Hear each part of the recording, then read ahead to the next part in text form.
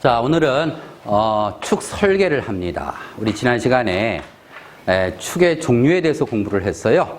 그랬죠?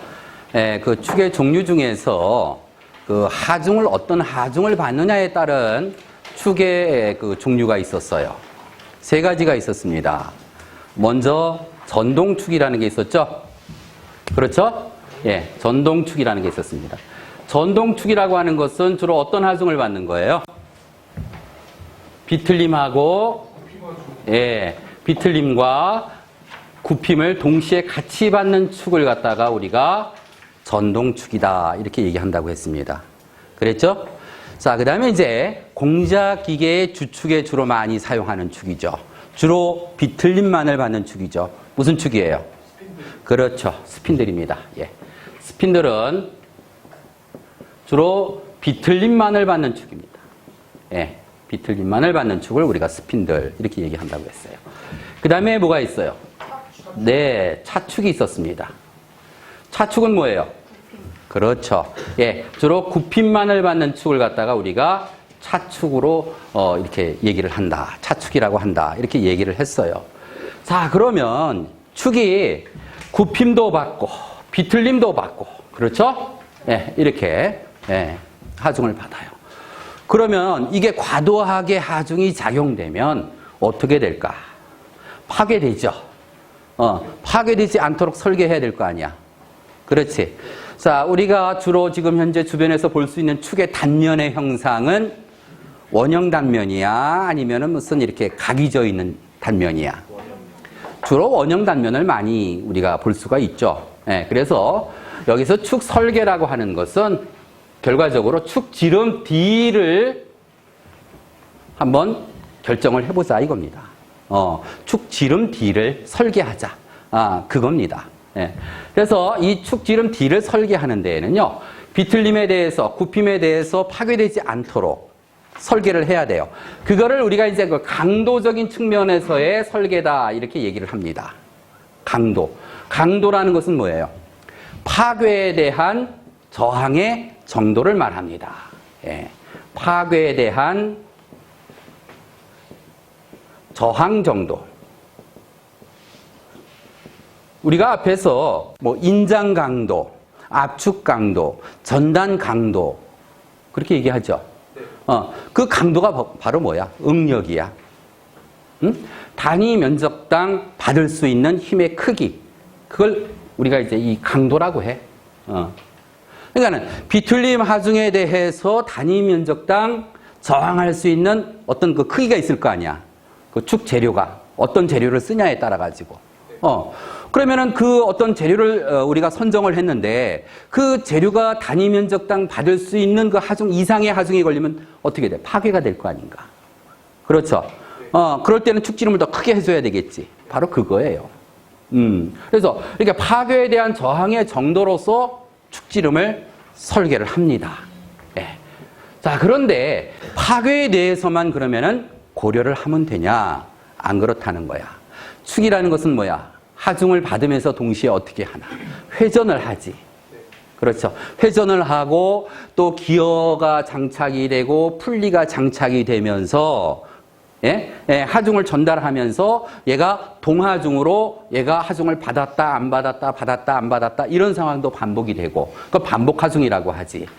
또는 때에 따라서는 뭐야? 충격 하중도 작용이 될 수도 있고. 그렇죠? 자, 이렇게 이제 이런 거 각종 이런 거 동하중을 받으면서 얘가 어떻게 되나? 변형을 일으켜. 변형을. 그래서 이제 굽힘을 받게 되면은 얘가 어떻게 될까? 축이 이렇게 굽힘을 일으키죠. 이렇게 굽힘을 일으킨단 말이야. 이렇게 굽힘을. 그 다음에 비틀림을 받으면 어떻게 될까? 얘가 비틀림을 일으키겠지. 그렇죠.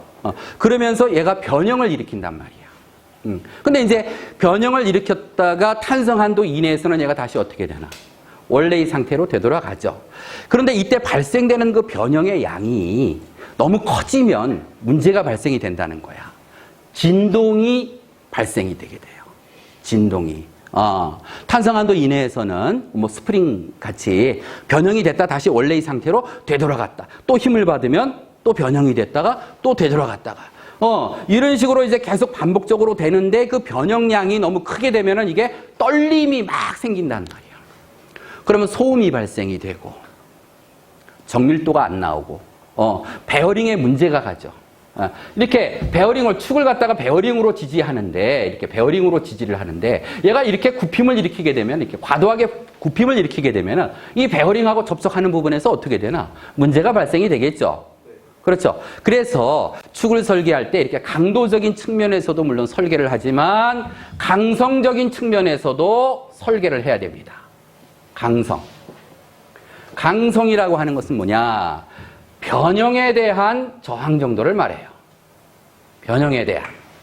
네. 강성이라는 것은 변형에 대한 저항 정도예요. 그러니까 어떤 일정한 변형량의 크기 그 이하로 변형이 돼야 된단 말이지. 그래야 진동에 대해서도 안전하고, 그 다음에 뭐야? 베어링 파손에 대해서도 안전하다라는 거예요. 무슨 말인지 이해되시죠? 그렇죠? 예. 그 다음에 이제 뭐가 있냐? 세 번째로 진동이에요. 진동. 진동 다 아시죠? 그렇죠? 예. 자, 근데 이 진동은 뭐냐 하면은 어떤 그 질량을 갖고 있는 그 물체는 그 나름대로의 고유 진동수라는 게 있습니다. 예. 진동이라는 것은 뭐예요? 이렇게 막 떨림을 말하는 거 아니에요? 그렇죠? 이 떨림의 그 시간 간격을 우리가 주기다 이런 얘기를 하죠. 주기다 이렇게 얘기를 합니다. 그러니까 그 질량을 갖고 있는 어떤 그 물체가 갖고 있는 그 고유 진동수라는 게 있어요. 예. 그럼 그 고유 진동수가 예를 들어서 이렇게 지금 발생을 하고 있습니다. 그런데 외부에서의 어떤 그 힘의 작용에 의해서 진동이 발생이 되는데 이게 발생되는 진동이 이 고유 진동과 주기가 같아 이렇게 예를 들어서 그럼 최고점과 최고점이 서로 같아지는 순간이 이렇게 있단 말이에요. 최저점과 최저점이 서로 같아져. 그럼 이렇게 되면 어떻게 되느냐? 공진이라는 게 발생이 돼. 공진. 그래서 얘가 이렇게 이런 식으로 이렇게 진동이 발생이 된다는 거예요. 그러면은 막 부르르 떨어버리는 거예요. 그러면서 파괴가 일어날 수가 있어. 그래서 바로 이 공진을 일으키지 않도록 진동을 고려하는 거는 공진을 일으키지 않도록 이 공진을 일으키지 않도록 축을 설계를 해야 된다 이겁니다. 자, 그래서 축을 설계를 할 때는 이 세 가지 측면에서 설계를 합니다. 예, 오늘은 강도적인 측면에서 어떠한 하중이 작용이 됐을 때 굽힘이 됐던 비틀림이 됐던 이런 하중이 작용이 됐을 때 파괴되지 않도록 하게 하기 위한 그 축지름 D를 결정하는 거예요. 아시겠죠? 네. 자, 그러면 이제 축을 한번 설계합시다. 네. 먼저 강도를 고려한 축 설계를 하겠습니다. 네. 파괴에 대해서 축이 충분히 저항할 수 있도록 그렇게 지름 D를 한번 설계를 해보자라는 겁니다. 예, 먼저 비틀림만을 받는 축 설계를 합니다. 예, 비틀림만을 받습니다. 자, 비틀림만을 받는다. 어떤 경우를 생각할 수 있을까요? 지금 자동차가 저쪽에 강릉을 가려면은 옛날에는 대관령 고개를 넘어갔어요. 예, 요즘은 터널이 뚫려가지고 이렇게 쉽게 가지만은 옛날엔 그 대관령 고개를 넘어갑니다. 그러면 그 고개를 올라갈 때 어때요? 강제로 바퀴를 회전시켜줘야 되죠. 그러면은 그 축이 어떻게 될까요? 비틀림을 받아요. 바로 이런 경우로 생각을 할 수가 있을 것 같아요. 예, 이렇게 축이 있으면은요, 이 축의 한쪽 끝을 이렇게 고정을 시켜놓고 얘를 갖다 이렇게 비트는 거예요. 자, 이때 비틀림 모멘트라는 게 있죠. 예, 기호 우리가 보통 T로 표시를 합니다. 이 비틀림 모멘트라고 하는 건 뭔가요? 비틀림 모멘트라고 하는 것은요. 우리가 토크라고 하죠. 토크라고 합니다. 네, 바로 이런 값이에요. 자, 여기에 지금 이렇게 회전체가 있습니다. 뭐 축이에요. 예, 지름이 D입니다. 지름이 D예요. 예. 자, 그런데 얘가 이제 이렇게 회전을 해요. 예. 이렇게 회전을 시키려고 그러면 어떻게 해야 돼요? 여기에 접선 방향에서 이런 어떤 힘이 작용이 돼야 돼요. 여러분들 팽이 돌려봤죠? 그렇죠? 예, 팽이 돌릴 때 어떻게 합니까? 팽이에 이렇게 줄을 쫙 감아요. 감아서 어떻게 합니까? 그 줄을 갖다가 잡아당기죠. 잡아당기면 팽이가 어떻게 됩니까? 회전을 하면서 땅에 떨어져요. 떨어져서 돌아가잖아요. 그렇죠? 예, 그래야 얘가 이제 이렇게 회전을 한단 말이야.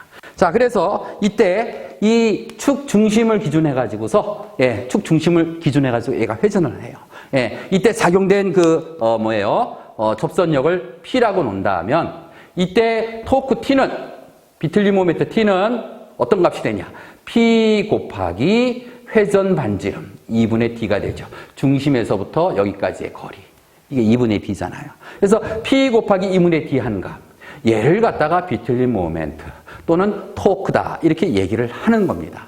자, 그래서 이 토크가 작용되기 전에, 내가 여기에다가 어떤 이렇게 선을 한번 내가 이렇게 그려봤습니다. 예, 기준선을 이렇게 그렸습니다. 그리고 나서 얘를 갖다가 이렇게 비틀었습니다. 이렇게 비틀게 되면 어떻게 되느냐? 이 선이 여기에서 아마 이렇게 위치가 바뀔 거예요. 예. 그래서 이 단면상에서 보게 되면 어떻습니까? 이 단면상에서 보면은, 예, 이 선이 이렇게 이쪽으로 이렇게 전부 다 미끄러지는 거죠. 이런 식으로요. 예. 그러니까 여기에 있던 위치가 1, 2 가는 거야. 여기에 있던 위치가 1, 2 가는 거야. 뭐예요? 표면에서 가장 많이 미끄러지죠. 예, 표면에서 가장 많은 변형을 일으키게 됩니다. 예. 자, 이런 변형이 무슨 변형입니까? 예? 단면에 대해서 평행하게 일어나는 변형이죠. 예, 전단 변형입니다. 그렇죠? 예, 그러니까 비틀림 하중이 작용이 되면은 전단 변형이 발생이 됩니다. 자, 그때 여기에서 발생되는 그러면 전단 응력 분포를 할까요? 이렇게 분포를 합니다. 예, 표면에서 가장 큰 응력이 발생이 돼요. 그리고 안으로 축 중심으로 들어가면서 작아지죠. 그래서 축 중심에서는 0이 됩니다. 예, 이 응력이 전단 응력이죠. 예, 그런데 이게 뭐예요? 지금 비틀림에 의해서 발생이 됐잖아요. 그래서 얘를 갖다가 비틀림 응력이다. 이렇게 얘기를 합니다. 예, 비틀림 응력. 전단 응력이에요. 예, 같은 응력입니다. 그러면은 이 표면에서 발생되는 이 응력이 가장 크다고 했어요. 왜 그래요? 변형이 가장 많이 발생이 됐기 때문에 그렇다는 거죠. 여러분들 후크의 법칙 다 알고 계시잖아요. 그렇죠? 예, 수직응력 시그마 이꼴 2의 입실론. 그렇죠? 그 다음에 전단응력 타우 이꼴 G의 감마. 바로 이거예요. 예? 예. 여기서 감마가 뭐예요? 전단 변형률이죠. 그렇죠? 예, 전단 변형률 뭡니까? 예, 재료가 이렇게 있을 때에 여기에 어떤 하중이 이렇게 작용이 됐습니다. 전단력이죠. 이런 전단력에 의해서 얘가 어떻게 되나요? 변형을 일으키죠. 어떻게 변형을 일으키나요? 이런 식으로 미끄러지면서 변형을 이렇게 일으킨단 말이야. 이때 여기에 미끄러진 양, 예, 이거를 갖다가 람다 S라고 논다면, 그리고 이 재료의 높이를 갖다가 L이라고 논다면, 이때 전단 변형률 감마는 어떤 값이 되나요? 감마는, 예, L분의 람다 S 이렇게 되잖아요. 전단 변형률은 바로 전단 변형량하고 비례한단 말이야. 그러니까 전단 변형량이, 이 전단 변형량이 가장 큰 위치에서 뭐예요? 변형률도 최대값이 되겠죠? 그렇죠? 그러니까 바로 이 타우값, 최대값은 바로 이 표면에서 발생이 된다는 거예요. 무슨 말인지 알겠죠? 예. 자, 그러면 이때 이 축에 작용된 토크가 T고, 지름이 D고, 예, 이 지름이 D예요. 예, 이 지름이 D입니다. 예, 지름이 D입니다. 예, 지름이 D이고, 이랬을 때에 발생된 이 비틀림 응력하고 이 관계가 어떻게 되느냐. 여러분들이 재료역학에서 비틀림을 받는 그러한 그 단면에서 발생되는 그 전단 응력, 그 재료역학에서 여러분들이 배웠을 겁니다. 어떤 식을 갖나요? 타우 이꼴 ZP분의 T. 아주 중요한 식입니다. 이거 여러분들 반드시 꼭 알고 있으셔야 돼요. 자, 여기에서 이 ZP가 뭐예요? 극단면 개수죠? 예, 극단면 개수입니다. 자, 원형 단면, 예, 실축, 중실축입니다. 속이 꽉 찬. 예, 이러한 중실축에서 지름이 딥니다. 지름이 딥니다. 이때의 ZP 값은 얼마입니까? 극단면 계수는요. 16분의 파이 D의 세제곱이죠. 그렇죠? 그러면은 가운데 구멍이 뚫린 중공축. 예. 중공단면이라고 하죠. 이렇게 가운데 구멍이 뚫려 있는. 예. 이런 축에서는 그러면은, 극단면 계수는 어떻게 되나요? 바깥지름을 D2. 바깥지름을 D2. 그 다음에 구멍의 지름을 D1이라고 놓을게요. 이렇게요. D1이라고 놓을게요. 이럴 때의 극단면 계수 ZP는 어떻게 되나요? ZP는 16분의 파이 D2의 세제곱에 1-x의 4제곱이라는 값을 갖죠. 그렇죠? 여기서 x가 뭐예요? x가. 예. 바깥지름하고 구멍지름하고의 비. 축지름비다. 이렇게 얘기를 하지 않습니까? 그렇죠? 네. 축지름비.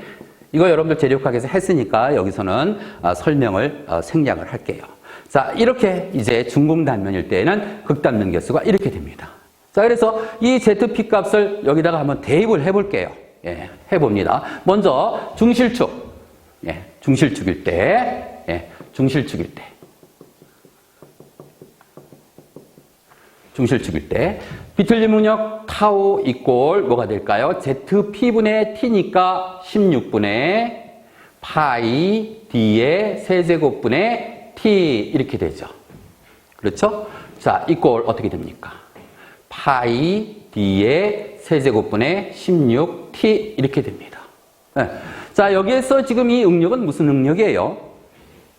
이렇게 토크가 작용이 됐을 때 여기에서 발생되는 응력이에요. 네, 사용 응력이죠. 자, 그런데 이 사용 응력은 어떻습니까? 네, 이 재료의 허용 전단 응력을 타우 A라고 한다면 이 타우 A 값보다 어때요? 항상 뭐예요? 작거나 같아야 되죠. 예, 이런 조건으로 해가지고 우리가 지름도 설계하고 어떤 치수를 정하지 않습니까? 그렇죠? 예, 이 사용 응력은 허용 응력과 같다. 이렇게 놓을 수가 있단 말이야. 그러면은 타우 A 이꼴 파이 D의 세제곱분의 16T 이 식으로부터 우리가 지름 D를 구할 수가 있어요. 예, 그래서 고로 D는 이거 어떻게 됩니까? 3 루트 파이 타우 A분의 16T 예, 식이 이렇게 만들어지잖아요. 그렇죠? 뭐예요?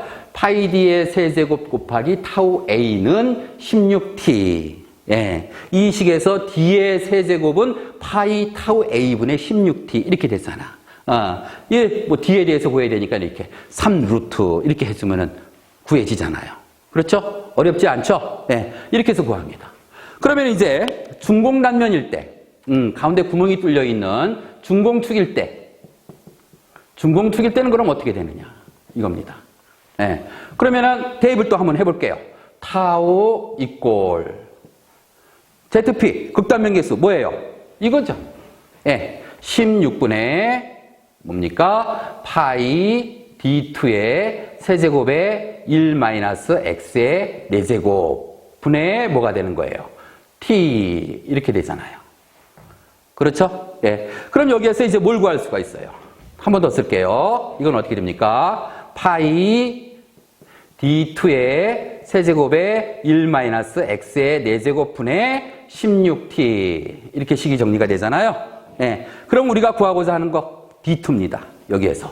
그러면 D2는 3 루트 어떻게 됩니까? 파이 타우 A에 자, 여기도 마찬가지예요. 이게 지금 사용 응력이죠. 예, 발생된 응력이에요. 역시 마찬가지로 얘도 허용 전단 응력보다 같거나 작아야 된단 말이야. 그렇죠? 예, 이 타우 A. 예, 그래서 여기 이제 허용 전단 응력으로 넣을게요. 그러면 어떻게 됩니까? 파이 타우 A의 1-x의 4제곱 분의 뭐가 됩니까? 16t 이렇게 돼요, 식이. 그렇죠? 예. 이렇게 해서 중공단면일 때 D 값을 이 식에 의해서 이렇게 구할 수가 있는 거예요. 중실축일 때는 이 식에 의해서 구할 수가 있는 거고요. 아시겠어요? 자, 그런데 이 식에서 보면은 내가 알아야 될 게 타우 A 값. 그렇죠? 이거는 뭐예요? 축 재료를 뭘로 쓰느냐에 따라 가지고 이거는 정해져 있잖아요. 그렇죠? 또 안전율을 얼마로 할 거냐? 그래서 어떤 그 설계 기준으로서 이 허용 전달 능력, 허용 비틀림 능력은 내가 알아. 그럼 뭐야? 토크 T죠. 이 토크 T. 토크 T를 구해야 돼. 근데 토크 T 값은 뭐라고 그랬어? 이거라고 그랬잖아. 축이 이렇게 회전을 할 때 축을 돌리는 힘 P 곱하기 회전 반지름 2분의 D 이렇게 해야 된단 말이야. 근데 우리가 지금 지름 D를 알아 몰라? 지름 D를 몰라. 그러니까 토크 T를 구할 수가 없는 거야, 현재로서는. 그렇죠? 예. 그런데 뭐예요? 이 축은 회전을 지금 현재 하고 있는데 축은 그 동력을 어디로부터 전달을 받아요? 기계 같은 경우에는 전동기, 모터죠. 예, 모터가 회전하면서 그거가 어떻게 됩니까? 뭐 벨트가 됐든 기어가 됐든 이러한 걸로 해서 회전을 전달받아서 축이 회전이 되는 거 아니에요. 그렇죠? 자동차 같은 경우는 어떻습니까? 엔진이죠. 그렇죠? 예, 엔진이 동작이 되면서 거기에서 회전을 받아서 축이 회전을 한단 말이에요. 요즘도 엔진을 갖다가 뭐 마력이라고 하나요? 예, 전에는 뭐 100마력짜리 엔진이다, 200마력짜리 엔진이다, 뭐 이렇게 보통 얘기를 했어요. 근데 이제 뭐예요? 우리가 동력하면 단위가 뭡니까? 와트죠. 킬로와트. 그렇죠? SI 단위로. 예, 그래서 몇 킬로와트짜리의 뭐 엔진이다. 이렇게 얘기를 합니다. 그렇죠? 그리고 뭐예요? 모터, 전동기. 예, 전동기도 이제 보면은 거기에 이렇게 딱 거기에 붙여져 있어요. 이 전동기는 몇 킬로와트를 뭐예요? 동력을 전달할 수 있는 전동기다. 이렇게 표시가 되어 있단 말이야. 그러니까 내가 기계를 하나 만드는 데 있어서 거기에 장착되는 그 모터의 뭐예요? 전달 동력. 그거를 알면은 우리가 토크 T를 구할 수가 있습니다. 예. 자, 그래서요, 이제 그 전달 동력과 이 토크 T하고는 어떤 관계가 있는지 그거를 한번 살펴보도록 합시다. 그래서 거기에서 전달 동력으로부터 이제 토크 T를 구해가지고 바로 이 식에다가 이제 대입을 해서 지름 D를 이제 구해내는 겁니다. 아시겠죠? 네. 자, 축지름 D는 일단 실축 같고 D는 3 루트 파이 타우 A분의 16T라고 하는 식으로 구한다고 했어요. 그렇죠? 자, 여기에서 토크 T 값, 얘를 동력으로부터 구해보자라는 거예요. 자, 그러면은 동력이라는 것은 뭐예요? 동력이라는 것은 시간분의 1이에요. 그렇죠? 자, 그런데 1이라는 것은 뭐예요? 시간분의 힘 곱하기 거리, 그래요. 이렇게 됩니다. 여기에서 시간분의 거리, 이게 뭘까? 그래, 맞아. 속도야. 그러면 축은 뭐야? 직선 왕복 운동을 해? 회전 운동을 해? 회전 운동을 해. 그럼 여기서의 속도는 어떤 속도가 돼야 돼? 원주 속도가 돼야 돼. 회전 속도가 돼야 돼. 자, 그러면은 이렇게 원운동을 하는 데 있어서 얘가 이렇게 지금 원운동을 해. 여기가 중심이야. 돌아가 이렇게 회전을 해. 이때 돌아가는 그 원주 속도를 V라고 놓잔 말이야. 지름이 D야. 지름이 D야. 자, 이때의 이 원주 속도 V는 어떤 값이에요? 2분의 D 곱하기 60분의 2 파이 N이라고 하는 식을 갖죠? 여기에서 60분의 2 파이 N이 뭡니까? 각속도. 그렇죠. 역시 우리 A반이 잘해요. 각속도. 단위는 라디안 퍼 세크의 크기를 말합니다. 그죠? 단위 시간 동안에 얼마만큼의 각도를 이동했느냐. 그 빠르기를 나타내는 게 각속도야. 식을 이렇게 쓸 수가 있어. 자, 그러면은 여기에서 토크 T 값 이것을 갖다 동력으로 대체한다고 그랬잖아. 그럼 이걸 다시 한번 써보자. 자, 이건 어떻게 돼? 힘 곱하기 속도 대신에 얘를 써주는 거야. 자, 이거 기호를 쓸까? 여기에서 얘를 갖다 회전시켜주는 힘을 갖다가 이거를 P라고 놓자고. 그러면 여기에서 토크 T는 얼마가 된다고 그랬어? 토크 T는 P 곱하기 2분의 D라고 했잖아. 그죠? 자, 그러면은 이 힘을 갖다가 기호 P로 쓸게요. 예, 얘를 회전시키는 힘이잖아요. 그죠? 예, 그러니까는 P 곱하기 뭐예요? 시간분의 거리가 속도인데 이 속도는 원주 속도고 원주 속도는 이렇게 구해진단 말이야. 그러면 어떻게 돼요? 2분의 D에 곱하기 60분의 2 파이 N이라고 하는 식으로 이렇게 놓을 수가 있어요. 자, 그런데 여기서 놓고 보니까 어떻게 돼요? 요거 P 곱하기 2분의 D가 뭐예요? 이게 그러네. 토크 값이네. 이게 바로 토크 값이네. 그렇죠. 그래서 동력을 기호 내가 H로 이렇게 표시를 할게요. 그러면 어떻게 쓸 수 있어? H는 어떻게 되나? 60분의 2파이 N T 이렇게 쓸 수 있 이렇게 쓸 수 있잖아. 응? 전달 동력과 전달 토크하고의 관계식이에요. 이거 우리가 엄청 많이 써먹습니다. 이 식을요. 예? 예, 그러니까 이걸 꼭 여러분들이 기억을 해 주셔야 돼요. 네. 그럼 여기 이 식에서 토크 T를 구하는 식을 또 만들어낼 수 있죠. 토크 T는 어떻게 돼요? 토크 T는 2파이 N분의 60H. 그죠? 그러니까 내가 지금 그 회전시키고자 하는 어떤 회전수 RPM이죠?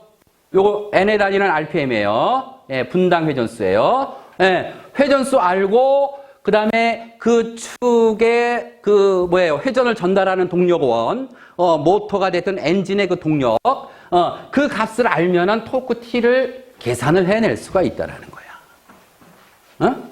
알겠어요? 예를 들어 가지고 장착되는 모터의 동력 H 값이 100kW야. 100kW야. 그리고 최종적으로 그 축이 지금 현재 회전을 할 때 회전수 RPM이죠. RPM은 500rpm이야. 500rpm이야. 이때 토크 T 값은 어떻게 구해질까? 이 식에다 바로 대입하면 되잖아요. 어떻게 해요? 2 곱하기 3.14 곱하기 회전수 500 분의 60H죠. 60 곱하기 H 얼마야? 100kW야. 그러니까 100 곱하기 kg니까 10의 세제곱. 나오는 단위는 이렇게 하면 뭐가 돼? 뉴턴 미터로 나오죠. 1와트는 뭐가 됩니까? 1뉴턴 미터 퍼 세크잖아요. 그죠? 네. 단위 시간 동안에 이건 뭐예요? 1줄 퍼 세크하고 같은 거죠. 그 나오는 단위는 뉴턴 미터로 나와요. 네. 그래서 내가 축 지름을 구한다, D를 구한다 했을 때 여기에 나오는 단위가 예를 들어서 밀리미터로 내가 나오게 하겠다. 그러면 이거 어떻게 해요? 이 단위를 곱하기 1000을 또 해줘야 되지. 미터는 1000mm잖아. 그렇죠? 그렇게 해서 얘를 단위를 바꿔가지고 여기다 대입을 해주면 되는 거야. 그래서 거기 여러분들 그 예제 1번 문제, 예제 1번 문제 보면 거기에 허용 응력이 얼마라고 되어 있어요? 허용 응력이 21메가파스칼이래. 그럼 이거 21메가파스칼은 이건 어떤 값이야? 21 뉴턴 퍼 밀리미터 제곱하고 같은 거죠. 그래서 얘를 갖다 여기다 대입을 하는 거야. 토크 T 값은 바로 뭐예요? 2파이 N분의 60H 여기에다가 대입을 해가지고서 단위 이렇게 밀리미터로 바꿔서 대입을 해주면 된다는 거야. 알겠어요? 그래서 요거 지금 토크 T하고 동력하고의 관계시 이거 아주 중요한 거니까 이것 중에서 뭐 이걸로 해서 여러분들이 기억을 하시던지 이걸로 해서 기억을 하시던지 이거 꼭 기억을 해 주셔야 됩니다. 알겠어요? 예. 그리고 이제 이거 뭐예요? 비틀림만을 받을 때 축지름 설계하는 식. 요거 이제 중실축이에요. 그러면은 중공축일 때는 어떻게 됩니까? 중공축일 때는요.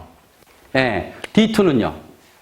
D2는 예, 여기 지금 지웠어요. 그렇죠? 예, 지웠는데 D2는 어떻게 돼요? 식이요. 3 루트 파이 타우 A의 1-x의 4제곱분의 16t 식이 이렇게 되죠. 그렇죠? 네. 예. 이 식에 의해서 바깥지름, 예, 중공축일 때, 가운데 구멍이 있는 축일 때 D2를 구하는 거예요. 알겠습니까? 네? 예.